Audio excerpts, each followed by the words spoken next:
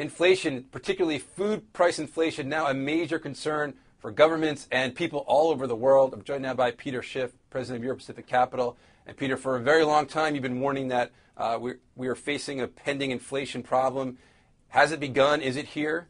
Oh, of course it's here. I mean, in the first place that you would expect to see it is in commodities, particular agricultural commodities and precious metals, which I think are the most sensitive commodities to inflation. And that's exactly what we've seen. And this inflation, it's not because of the weather. Politicians always want to blame inflation on other things like the weather or speculators or greedy corporations or labor unions. It's got nothing to do with those factors. It's all because of money supply. It's because of quantitative easing. It's because of stimulus. This is the consequence of what the government has done to try to stimulate the economy by running huge deficits, and the Fed prints money to buy up treasuries. That expands the money supply, that diminishes the value of money.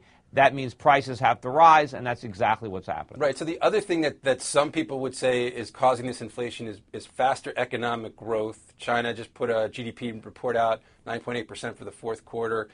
Is there a link between economic growth and inflation? Yeah, but it's the opposite. The more economic growth you have, the less inflation, at least if you're measuring it by prices. Because when economies are growing, they're growing their production. They're producing more goods, and that puts downward pressure on prices. It's when you have economies stagnating or contracting, when they're producing fewer goods, that you have upward pressure on prices. No, the real reason you have inflation is because the governments are inflating. Inflation literally means to expand. And what's expanding is the money supply. It's expanding all over the world. And as money loses value, prices have to rise. That is it. The rest of it is government propaganda to divert our attention from the real cause, which is the government. And this is what's happening.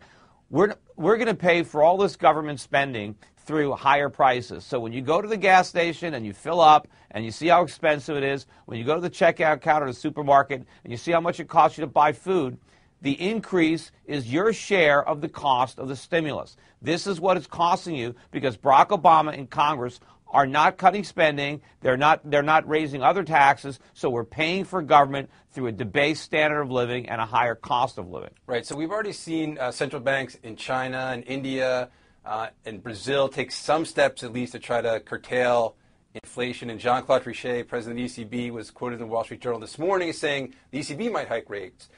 Can policymakers do anything at this point to curtail this inflation, or do we need Ben Bernanke to get on board that train as well and rapidly raise rates here in the U.S.? Well, that's ultimately what's going to happen in the U.S., but in the meantime, countries like China, it will be ineffective for China to try to control inflation without allowing its currency to rise. If it simply raises rates, that's going to send more dollars to China chasing RMB. It's going to cause the Chinese monetary authorities to have to crank up the printing presses even faster to buy up those dollars. So the only way China can cure its inflation problem is to stop importing it from us, which means they have to depeg, they have to let their currency rise, which I believe will happen. And when that happens, China will start to rein in inflation, but it will unleash an inflationary nightmare here in the United States. You're going to see consumer prices and interest rates skyrocketing because when we're unable to export our inflation to China, we're going to have to literally eat it ourselves. And that's when the Fed is going to be